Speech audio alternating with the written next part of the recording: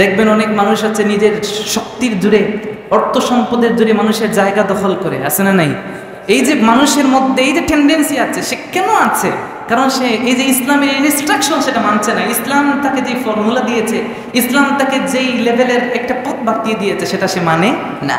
এর জন্য আল্লাহ রাব্বুল আলামিন মুমিন বান্দাকে বলছেন, মুমিনের বৈশিষ্ট্য হলো সে ইসলামের বিধিবিধান মানবে। আর আল্লাহ রাব্বুল আলামিন পৃথিবীর সমস্ত মানব জাতিকে আহ্বান করে বলছেন, ইয়া আইয়ুহান নাসু কুলু মিম্মা ফিল আরদি হালালান তাইয়্যিবা ওয়া লা তাত্তাবিউ খুতুওয়াতিশ শাইতান ইন্নাহু লাকুম আদুউম মুবিন। আল্লাহ বলছেন, ইয়া আইয়ুহান নাস, হে মানব জাতি, কুলু মিম্মা ফিল আরদ, তোমরা জমিন থেকে ভক্ষণ করবে, হালালান তাইয়্যিবান। হালালান, মনে রাখবেন একটা জিনিস, একদম সূক্ষ্ম জ্ঞান, কান খাড়া করে শুনেন। আল্লাহ যদি বলতেন কুলু মিম্মা ফিল আরদি হালালা, এতটুকু বলে যদি আল্লাহ আয়াত শেষ করে দিতেন, তাহলে আয়াতের হক আদায় হয়ে গেছে, বাক্য হয়ে গেছে। কিন্তু আরবি লুগাত বলছে এটা হয়ে গেছে, কিন্তু আল্লাহ তো এই জায়গায় থামেন নাই। আল্লাহ বলছেন মিম্মা ফিল আরদি হালালান, এর সাথে একটা তাইয়্যিবান শব্দ যুক্ত করেছেন। সুবহানাল্লাহ পড়েন। আজকাল আমরা হালালটা গ্রহণ করতে তো অনেক দূরে, হালালটা গ্রহণ করবো কিনা এটা তো আমরা চিন্তাই করি না।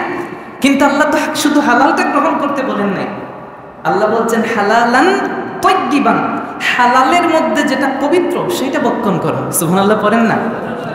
একটা হচ্ছে হালাল, আর একটা হচ্ছে পবিত্র।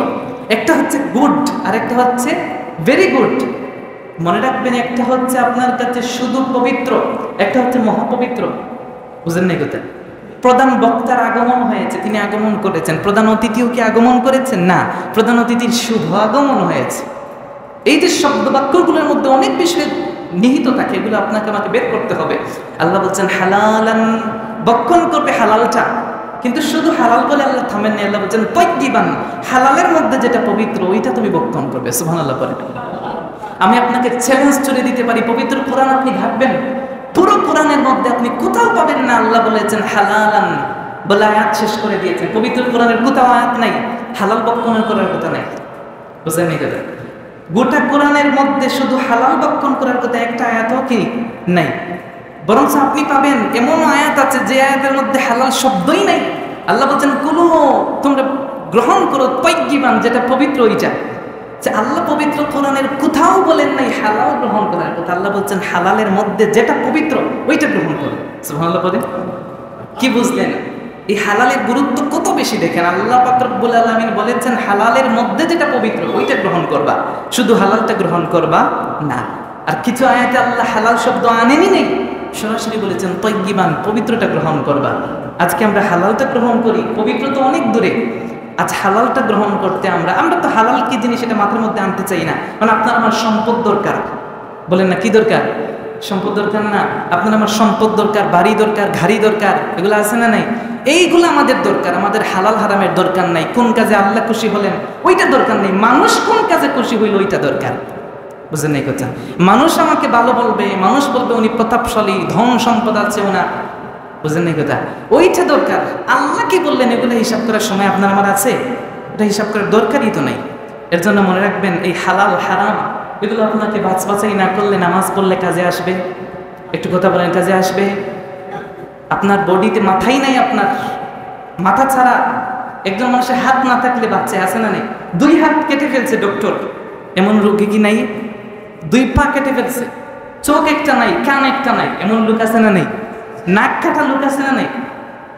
এমনও তো মানুষ আছে, আল্লাহ মাফ করুন, প্রস্রাবের রাস্তা কেটে ফেলেছে, বাইপাস করে দিয়েছে, আছে না নেই? ও তো বাঁচে, ও বাঁচে কিনা?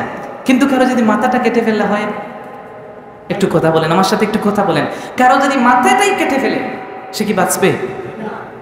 তাহলে মাথার গুরুত্ব কত বেশি। আপনার মধ্যে হালাল জীবিকা উপার্জনের কোনো চিন্তাধারাই নাই।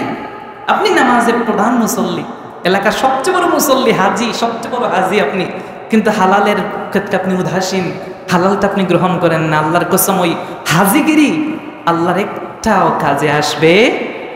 কথা বলেন, আসবে? আসবে। এর জন্য সাহাল বিন আব্দুল্লাহ বলেছেন নাজাতুন ফি সালাসাতিন, 3টি জিনিসের মধ্যে নাজাত। এই 3টা জিনিসের মধ্যেই তোমার জন্য নাজাত আছে। 1 নাম্বার আকলুল হালাল, তুমি হালালটা বক্ষণ করবে, হালাল বক্ষণের মধ্যেই তোমার নাজাত আছে।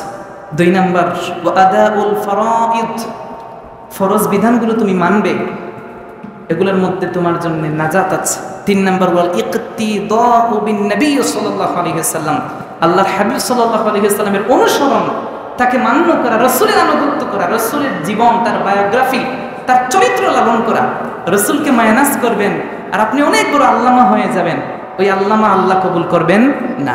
রাসূল একদিকে, গোটা পৃথিবী আরেকদিকে। এর জন্য উলামায়ে কেরাম রাসূলের সম্পর্কে সংজ্ঞা দিয়েছেন যে ঈমান কি।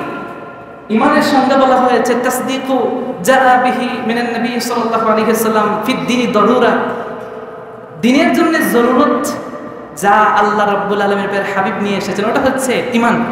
কিন্তু কেউ কেউ বলছেন না, ওইটা ঈমান না। ঈমান হচ্ছে হুব্বুর রাসূল সাল্লাল্লাহু আলাইহি ওয়াসাল্লাম মিনাল ঈমান, রাসূলের মহব্বত, ভালোবাসা, এটাই আমার ঈমান। সুবহানাল্লাহ বলেন।